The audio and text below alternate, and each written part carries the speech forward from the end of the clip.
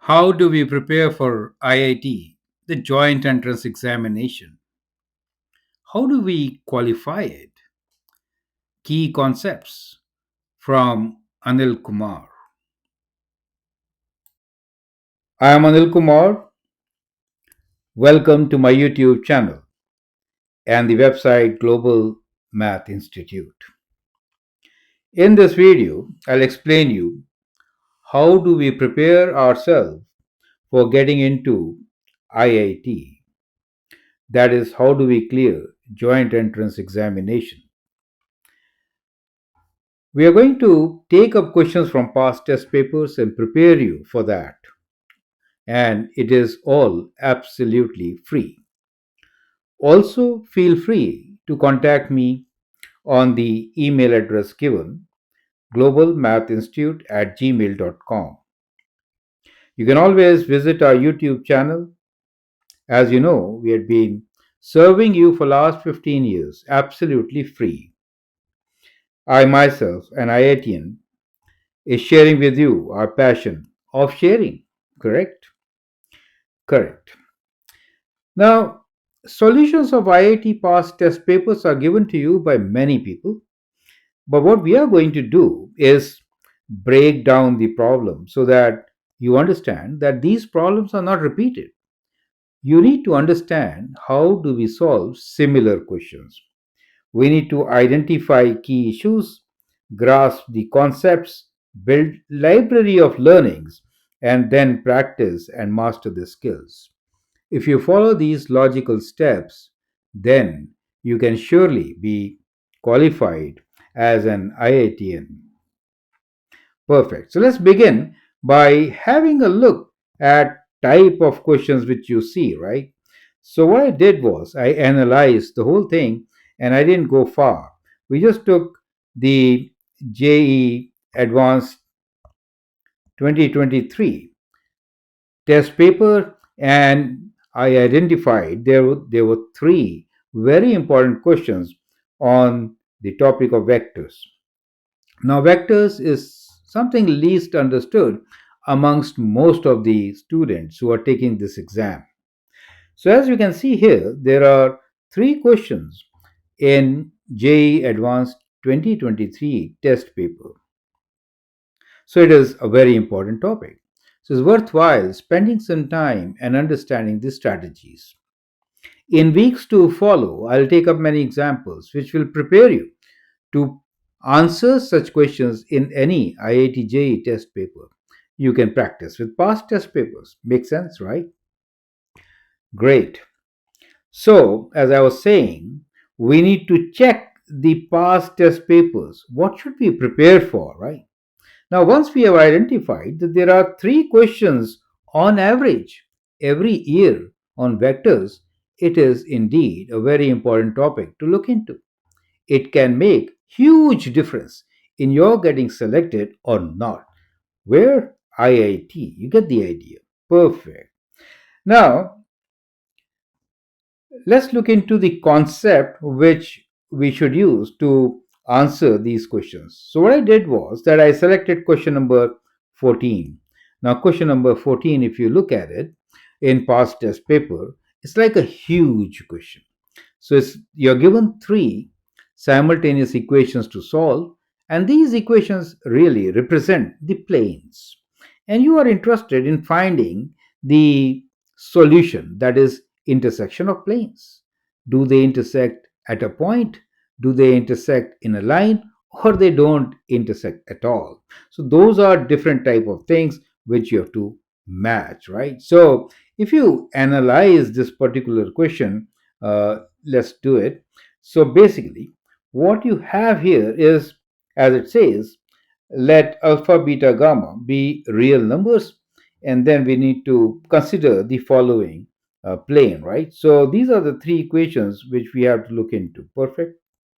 So these are three different planes.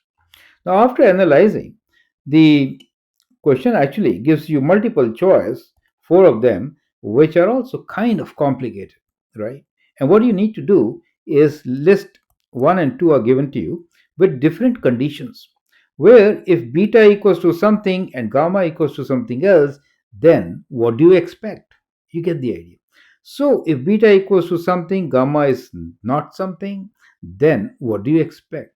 So basically, it boils down to the concepts of intersection of planes. Perfect. So we should know how do we treat this question and then solve it very easily. So in this video, you will understand how should we tackle such a situation. Perfect. So once again, what I did was clearly wrote down the question. So first thing is focus on the major problem. So that is tip number one, right?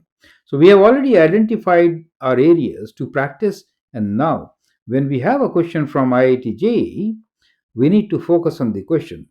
Do not spend a lot of time in, well, what could be the answer? How do I choose? No. Now, here we look at three different equations given for three different planes. We need to analyze whether they will intersect or not. If they intersect, intersection is a point or a line. Makes sense, right? So the equations are, let me write them big and clear here. One of them is x equals to, so x plus, let me write bigger, x plus 2y plus z equals to 7. The other one is x plus az equals to 11. And then we have 2x minus 3y plus beta z equals to gamma. So these are the three equations which we need to work with. So what we will do here is to figure out what is the condition of these planes to intersect, right? So I'm going to adopt a very different approach which is normally not seen in the solutions which you have seen so far. I hope so. Anyway, so here is my strategy, very simple. So it is coming from an IITian to the aspirants. Okay, now let's look into it. So what we'll begin with is we'll work out augmented matrix, right? So we'll start with augmented matrix.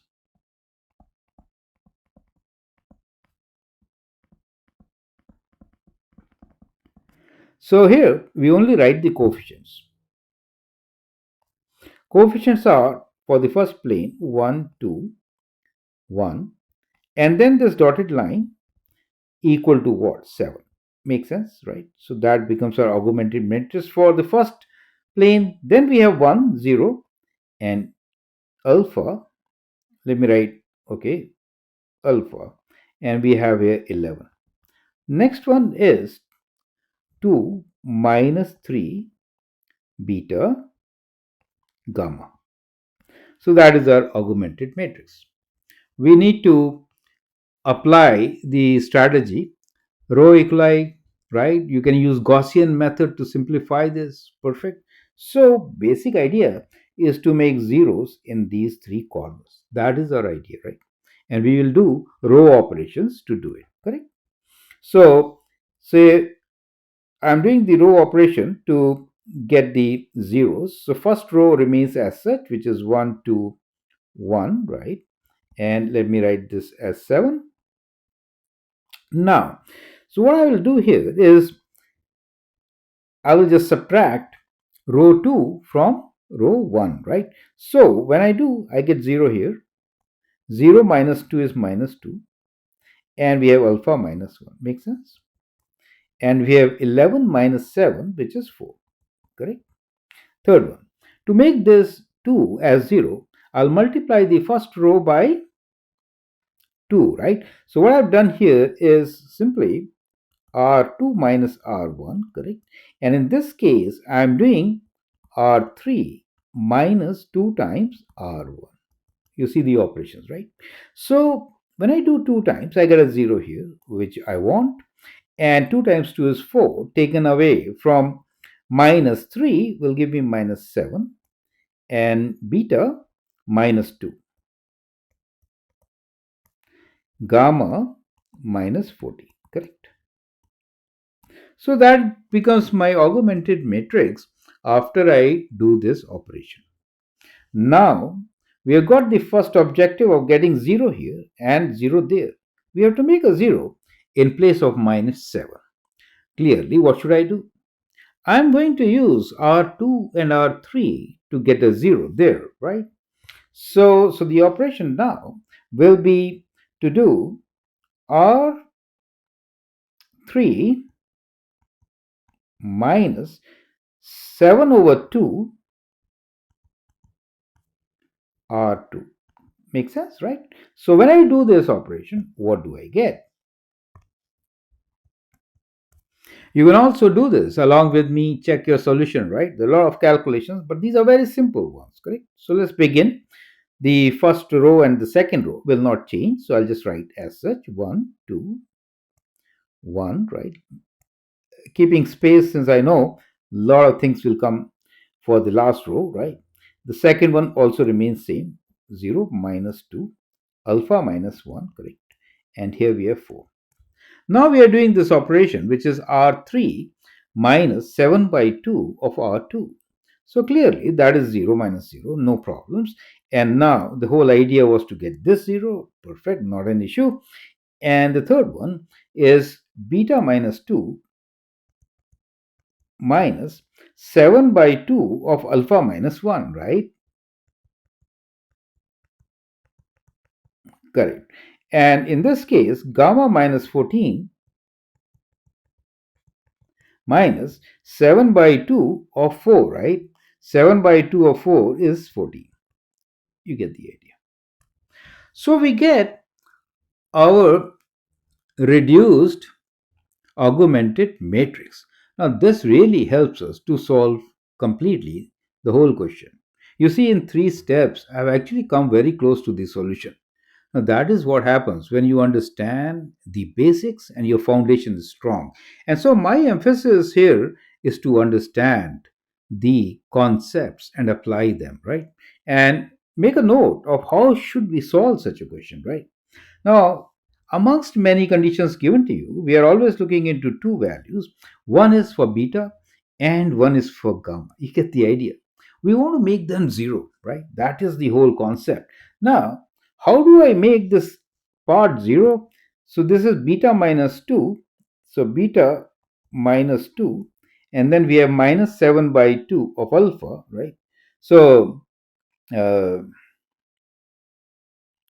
minus 7 by 2 of alpha. Let me open the bracket, right? 7 by 2 of alpha minus 7 by 2. You get the idea. Minus 7 by 2. We want to make this to 0 or this is not equal to 0. That is going to give you the condition for beta, which has been there in A, B, C, D options. You get the idea, right?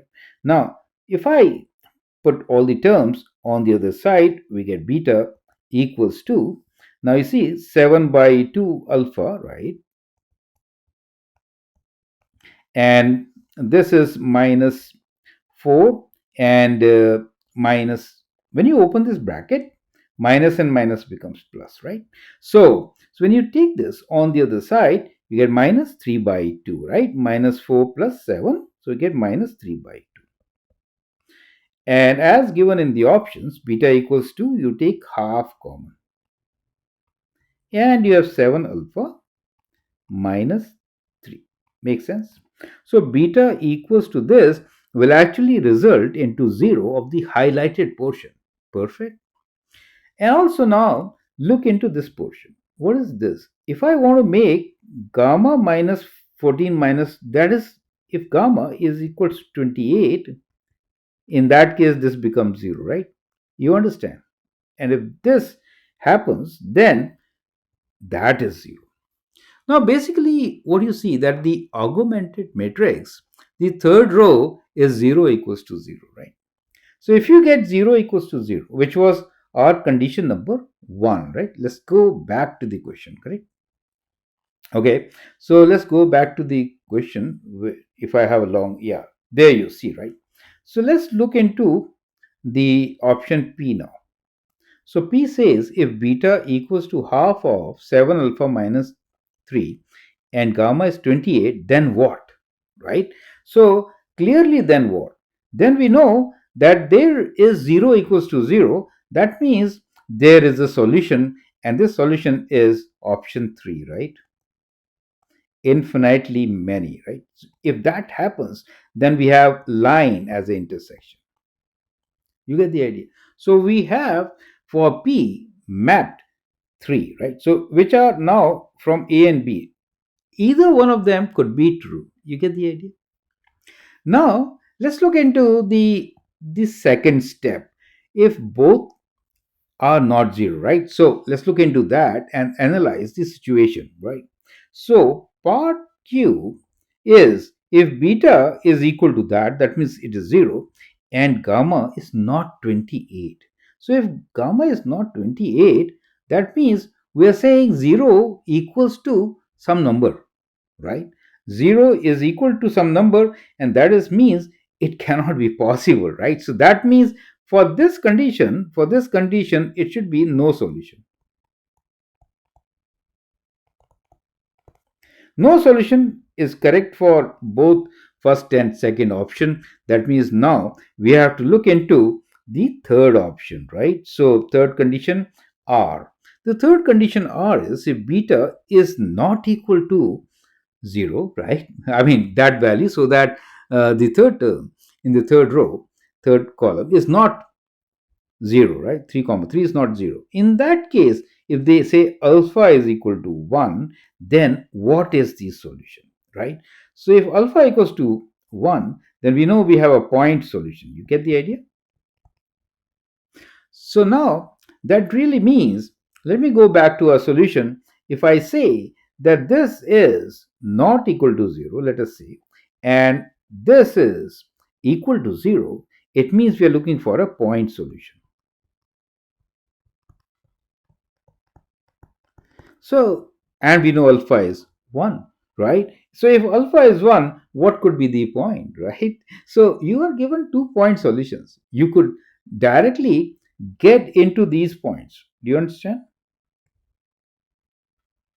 There are only 2 point solutions given to you. First one is x equals to 11, y equals to minus 2, z equals to 0. So, definitely x equals to 11, y equals to minus 2, y is not there at all in this case, and we know in that case z will be equal to 0. It makes sense only when z is 0, 11 will be there. So we tested with one of the equations, right? Similarly, put it in the second or the very first equation. If I put x as 11, which is 11 minus plus 2 times minus 2, we do 11, right? Plus 2 times minus 2, right? And z is 0 for us, right? So what do we get? So we do get 7, and it works. It means that is the point solution. So for Q, we have a point solution. um so we have a point solution which is for alpha equals to 1 and gamma equals to 28, right? So we have a point solution, and the only point solution which is correct for us is, as you know, yeah. So for R we have a unique solution. That means a point solution, right? So we have come to this, and now we found the point solution is 4, right? So that is for condition S. You get the idea. Since all are true, for the very first condition we have our answer, and that is we have our three planes, right? So let me write down now three planes, correct? So if beta is equal to half of 7 alpha minus 3, right? And gamma equals to 28. In that case, we have a line, right, as a point of intersection. Is that clear to you, right? And we also understand that if beta is not equal to half, right? 7 alpha minus 3, correct? And gamma is equal to 0, right? If this is not equal to 0 and R says alpha equals to 1 and gamma is not 28, right? Gamma is not equal to 28, right? And alpha equals to 1. In that case, we have a point solution, correct? A unique solution, a particular point. It means that the three planes are not coplanar, right? So this not equal to 0 basically implies what? It means planes are not coplanar. So in that case, they will intersect only at a point.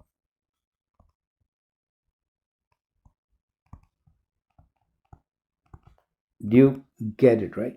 And by substituting the values given to us, right? By substituting the values given to us, we can find the point of intersection. So basically, we do not have to find the determinants and their ratios and find the points of intersection. But from the analysis of what we just did in our solution, you can see very clearly we figure out that the option A is the correct option, right? So our final solution is option A, right? And how did we work this out? We worked this out because our augmented matrix. So let me just give you the concept now. So so we had some numbers here, right? That was our first plane. We made this as a zero, correct? And they were equal to some numbers, correct? And then we made this zero, right? Now, in case 1, if I get that case,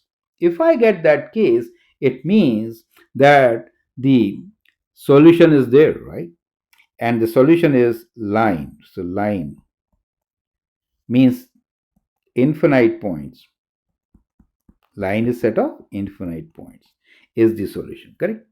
Now, let me make the second one set of conditions which are kind of like this, right?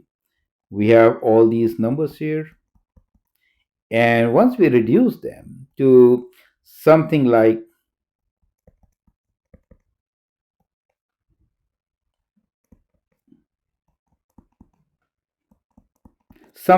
this, in that case, we are saying that we have a point solution, right? And we just substitute the values to figure out the point. And we got that option A was the perfect option in this particular case. Is it making sense to you, right? So I hope you have understood the concept. Now, I have many videos in my channel to answer such questions, right? So what I will do here is share with you another question. So this is a very beautiful question on the same lines. I'd like you to analyze the three planes given, right? You see, this is very similar to the JEE question. So, once again, try to analyze the situation, follow the method which I discussed. I hope that will help you to master these strategies. Feel free to write to me. I've been providing free services for 15 years, and my YouTube channel has excellent problems for you to practice. All the best for IIT JEE. Thanks for your time and all the best.